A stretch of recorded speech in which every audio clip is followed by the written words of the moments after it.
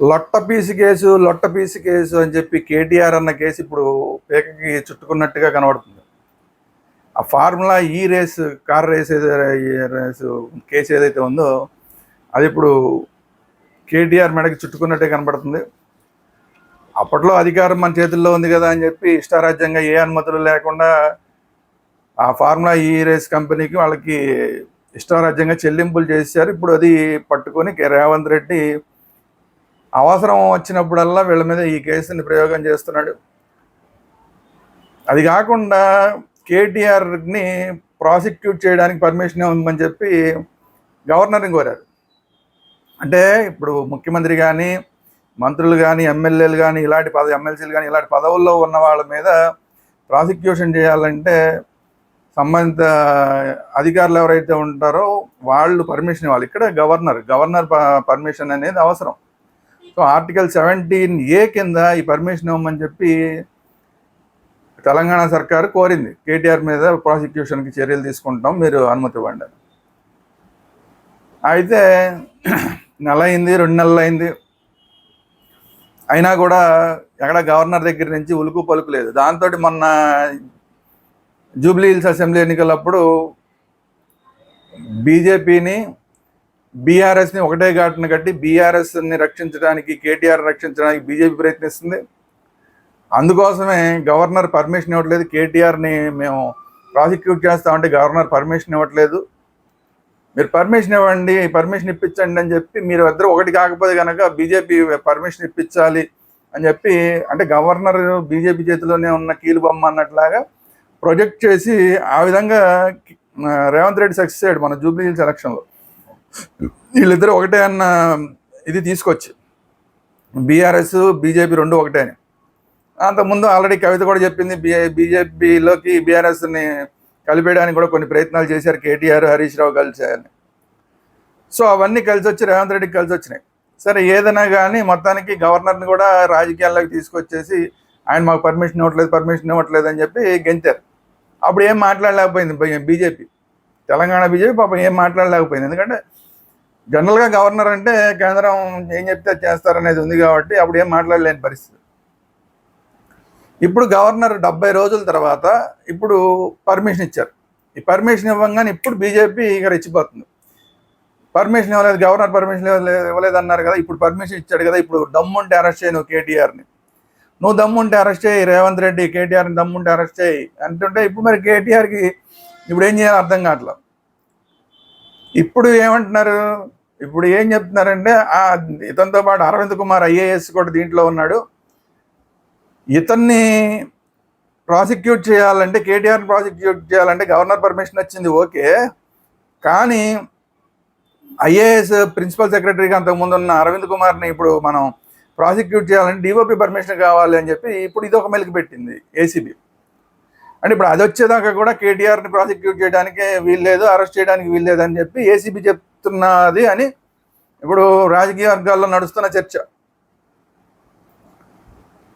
So యాదావత ఏం జరుగుతుందో చూడాలి. అసలు ఈ కేసు ఏంటి అంటే ఈ ఫార్ములా ఈ రేస్ని హైదరాబాద్ తీసుకురావాలి. ఇక్కడ విదేశాల్లో అంతా కూడా కార్ రేసులు అనేది చాలా ఫేమస్, ఇంటర్నేషనల్గా చాలా పేరు వస్తుంది. అలాంటి రేసులు ఉంటే మనకు హైదరాబాద్ కూడా అలాంటి పేరు తీసుకురావాలన్న ప్రయత్నం పాపం ఆ కేటీఆర్లో ఉంది. ఎందుకంటే అమెరికాలో చాలా రోజులు ఉన్నాడు కాబట్టి అక్కడ అవన్నీ చూసి వచ్చాడు కాబట్టి అలాంటిది ఇక్కడ కూడా తీసుకురావాలని తాపత్రయంతో ఈ ఫార్ములా ఈ రేస్ని ఆ కంపెనీ తీసుకొచ్చాడు ఇక్కడ. అయితే చేసిన తప్పేంటయ్యా అంటే వాళ్ళతో ఒప్పందం కుదుర్చుకోవడం కన్నా ముందే కొంత డబ్బులు ఇచ్చేసారు, అది సమస్య. అలా డబ్బులు ఇవ్వడానికి ఎలా కుదురుతుందని ఐఏఎస్ అరవింద్ కుమార్ అబ్జెక్షన్ చేస్తే మౌఖికంగా కేటీఆర్ చెప్పాడు, ఏం పర్లేదు నేను చూసుకుంటాను, నువ్వు ఇచ్చేయని చెప్పి. అది కాక వాట్సాప్లో కూడా నేను చూసుకుంటాను నువ్వు ఇచ్చేసేయి అని చెప్పి కేటీఆర్ వాట్సాప్ మెసేజ్ పెట్టాడు. అందుకని నేను చెల్లింపులు చేశా అని చెప్పి ఇప్పుడు అరవింద్ కుమార్ చెప్తున్నాడు. కేటీఆర్ అలా చెప్పినా కూడా చేయడానికి వీల్లేదు. అందువల్ల ఇప్పుడు అరవింద్ కుమార్ కూడా ఖచ్చితంగా ఏసీబీ విచారణని ఎదుర్కోవాల్సి వస్తుంది. సో అతనికి అతన్ని ప్రాసిక్యూట్ చేయడానికి పర్మిషన్ ఇంకా రాలేదు కాబట్టి దానికోసం అది వెయిటింగ్. ఇది మొత్తం ఏంటి అంటే 43 కోట్ల రూపాయలు చెల్లించారు అనేది. ఇప్పుడు ముందు 70 అన్నారు, ఫైనల్గా 43 కోట్లు అంటున్నారు. అయితే దీనికి హెచ్ఎండిఏ పర్మిషన్ లేదు. అంటే యాక్చువల్గా అయితే 10 కోట్ల లోపు అయితేనే హెచ్ఎండిఏ పర్మిషన్ కావాలి. హెచ్ఎండిఏకి అసలు చెప్పను కూడా చెప్పలేదు. ఈ 43 కోట్లు ఫార్ములా ఈ కార్ వాళ్ళకి ఇస్తున్నామని చెప్పి వాళ్ళకి చెప్పలే, హెచ్ఎండిఏకి అసలు చెప్పలేదు, వాళ్ళ పర్మిషన్ తీసుకోలేదు. అదొక సమస్య అయితే మంత్రిమండలి దగ్గర నుంచి పర్మిషన్ తీసుకోవాలి. ఈ 43 కోట్లు ఇవ్వాలి అంటే మంత్రిమండలి దగ్గర నుంచి పర్మిషన్ తీసుకోవాలి, మంత్రిమండలి తీర్మానం ఉండాలి. ఇప్పుడు ఆ మంత్రిమండలి తీర్మానం లేకుండానే కేటీఆర్ దాని చెల్లింపులు చేసేమని అరవింద్ కుమార్ చెప్పడం, అతను చేసేయడం ఇవన్నీ జరిగిపోయినాయి. సో అది రెండో తప్పు. ఇక మూడో తప్పు ఏంటయ్యా అంటే, ఇది ఎలక్షన్స్ టైంలో జరిగింది. ఇదంతా కూడా ఎలక్షన్స్ టైంలో జరగడం అంటే ఎలక్షన్ టైంలో ఖచ్చితంగా ఎలక్షన్ కమిషన్ పర్మిషన్ ఉంటేనే చేయాలి. ఎలక్షన్ కమిషన్ పర్మిషన్ లేకుండానే ఇది చేశారు, అదొక తప్పు. ఇది కాకుండా నాలుగో తప్పు ఏంటంటే, అసలు ఈ చేసిన చెల్లింపులన్నీ కూడా డాలర్ల రూపంలో చెల్లించారు. ఆ డాలర్ రూపంలో చెల్లించాలి, విదేశీ సంస్థకు చెల్లించాలి అంటే ఆర్బీఐ పర్మిషన్ ఉండాలి. సో ఆర్బీఐ పర్మిషన్ తీసుకోలేదు. ఆర్బీఐ పర్మిషన్ కూడా తీసుకోకుండా చెల్లింపులు చేశారు. అంటే మంత్రిమండలి తీర్మానం లేదు, హెచ్ఎండిఏ తీర్మానం లేదు, ఈసీ పర్మిషన్ లేదు, తర్వాత ఆర్బీఐ పర్మిషన్ లేదు. ఇవన్నీ ఏమీ లేకుండా డబ్బులు చెల్లించారు. ఇప్పుడు అవి మళ్ళీ వెనక్కి తీసుకురావడానికి పోనీ ఈ ప్రభుత్వం వచ్చిన తర్వాత రేవంత్ రెడ్డి ప్రయత్నం చేయొచ్చు కదా అనుకుంటే దానికి ఇంకో మెలిగి పెట్టారు. ఏదైనా ఫార్ములా ఈ రేసును తెలంగాణ గవర్నమెంట్కి ఏమన్నా తేడాలు వస్తే దానికి సంబంధించిన ఆర్బిట్రేషన్ చేయాలి అంటే లండన్ కోర్టులో చేయాలని చెప్పి లింక్ పెట్టారు. ఇప్పుడు తెలంగాణ గవర్నమెంట్ ఆ 43 కోట్లు వెనక్కి తీసుకొద్దామన్నా కూడా వెళ్ళి ఇక్కడ మన కోర్టులో వేస్తే, ఇండియా కోర్టులో ఎక్కడ వేసినా చెల్లుబాటు కాదు, తెలంగాణ హైకోర్టులో వేసినా చెల్లుబాటు కాదు, సుప్రీంకోర్టులో వేసినా చెల్లుబాటు, ఎక్కడ చెల్లుబాటు కాదు. ఎక్కడ వెళ్ళాలి? లండన్ కోర్టులో దీనికి ఆర్బిట్రేషన్ కోర్టులో వెయ్యాలి. ఈ 43 కోట్లు అంటే అక్కడ ఆర్బిట్రేషన్ కోర్టు, లండన్ కోర్టులో ఆర్బిట్రేషన్ చేయడానికి అక్కడ ఉన్న లాయర్లకు ఎంత చెల్లించాలి, ఇలా అప్ అండ్ డౌన్ ఛార్జీలు ఎంత అవుతాయి, అక్కడ ఉన్న లాయర్లు చెల్లించాలి, ఇటు నుంచి మన ప్రతినిధులు వెళ్ళాలి, వీళ్ళు అటు ఇటు తిరగడానికి ఎంత అవుతాయి, 43 కోట్ల కోసం 100 కోట్లు ఖర్చు చేయాల్సి వస్తుంది మొత్తానికి. సో అది పెద్ద ఇబ్బంది అయిపోయింది ఇప్పుడు రాష్ట్ర ప్రభుత్వానికి. సో ఎనీవే మొత్తానికి ఏదో ప్రాసెస్ అయితే స్టార్ట్ చేసామంటున్నారు, కానీ అదేమి పెద్ద సక్సెస్ అయ్యే అవకాశం కనిపించట్ల. సో తర్వాత ఏంటంటే, ఎందుకు మీరు ఇలా చేశారు అంటే, నేను మంచి ఉద్దేశంతో చేశానని కేటీఆర్ చెప్తున్నాడు. హైదరాబాద్కి పేరు రావాలి, హైదరాబాద్ ఇంటర్నేషనల్ సిటీ అవ్వాలని చేశాను తప్ప మాకే దురుద్దేశం లేదు. కొన్ని ప్రొసీజరల్ మిస్టేక్స్ ఉంటే ఉండొచ్చు అని చెప్తున్నాడు. ప్రొసీజరల్ మిస్టేక్స్ ఉంటే ఉండొచ్చు కాదు, ప్రొసీజరల్ చాలా పెద్ద ప్రొసీజరల్ మిస్టేక్స్ ఉన్నాయి. మంత్రిమండలి తీర్మానం లేదు, హెచ్ఎండిఏ తీర్మానం లేదు, ఆర్బీఐ పర్మిషన్ లేదు, ఈసీ పర్మిషన్ లేదు. ఇవన్నీ లేకుండా చేయడం అంటే ఖచ్చితంగా కాన్సిక్వెన్సెస్ ఎదుర్కోవాల్సిందే, దానికి ఫలితాలు అనుభవించవలసిందే, చేసిన తప్పుకి ఫలితం అనుభవించవలసిందే. సో అందుకని ఇప్పుడు బీజేపీ ఉంటుంది, ఎప్పుడు అరెస్ట్ చేస్తావు నిన్నటి నుంచి తగులుకున్నారు. అది రానివ్వండి. ఇప్పుడు నిన్నటిదాకా అప్పర్ హ్యాండ్గా ఉన్న కాంగ్రెస్ ఇప్పుడు డౌన్ అయిపోయింది. ఎందుకంటే ఇప్పుడు అరెస్ట్ చెయ్యాలా వద్దా అన్నది ఇంకా కాంగ్రెస్ పార్టీ నిర్ణయించుకున్నట్టు కనిపించట్లేదు. కానీ Congress PCC president, Telangana PCC president Mahesh Kumar Goud మాత్రం ఎట్టి పరిస్థితుల్లో కేటీఆర్ అరెస్ట్ అవుతాడు ఈ కేసులో అంటున్నాడు. కానీ మళ్ళీ అధికారులు ఏం చెప్తున్నారు, అరవింద్ కుమార్తో కలిపి చేయాలంటే అరవింద్ కుమార్ నుంచి ప్రాసిక్యూట్ చేయడానికి డ్యూ పర్మిషన్ కావాలంటున్నారు. ఇవన్నీ ఎప్పుడు వస్తాయి, ఎప్పుడు చేస్తారు?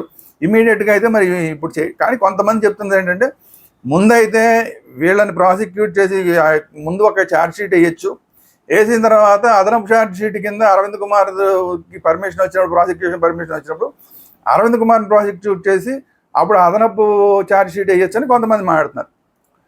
సో ఈ టెక్నికాలిటీస్లో దేన్ని మరి ఏసీబీ పరిగణలోకి తీసుకుంటుంది? అసలు కేటీఆర్ని అదుపులోకి తీసుకొని ప్రశ్నిస్తారా, అరెస్ట్ చేయడం సంగతి తర్వాత, అసలు ముందు కనీసం ప్రశ్నించరా ఏం జరుగుతుందని చూడాలి. ఇంకో పక్క అసలు బీఆర్ఎస్ పార్టీనేమో ఇదంతా పెద్ద లొట్టపీసి కేసు, అసలు దీంట్లో ఏమీ లేదు, కేవలం రాజకీయంగా మా మీద ఏదో కక్షాదింపు చర్యల కోసం ఇది చేస్తున్నారు అని చెప్తోంది. రెండో పక్క ఏమో అసలు అరెస్ట్ ఎందుకు చేస్తారు, మీకు సహకరించకపోతే అరెస్ట్ చేస్తారు, కానీ మేము మీకు సహకరిస్తాం, ఇప్పటికే 4 సార్లు కేటీఆర్ వచ్చాడు, మీరు ఎప్పుడు రమ్మంటే అప్పుడు వచ్చాడు, మళ్ళీ ఇంకోసారి ఎప్పుడు రమ్మన్నా వస్తాడు అని చెప్తున్నారు. కానీ అలా ఉండదు.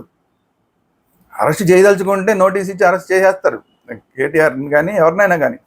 సహకరిస్తున్నాడు కదా అని చెప్పి అరెస్ట్ చేయకుండా అతను అలా పెట్టి కూర్చోరు క్రైమ్ చేసిన వాళ్ళని, అది ఏ రకమైన క్రైమ్ అయినా కూడా అవ్వచ్చు.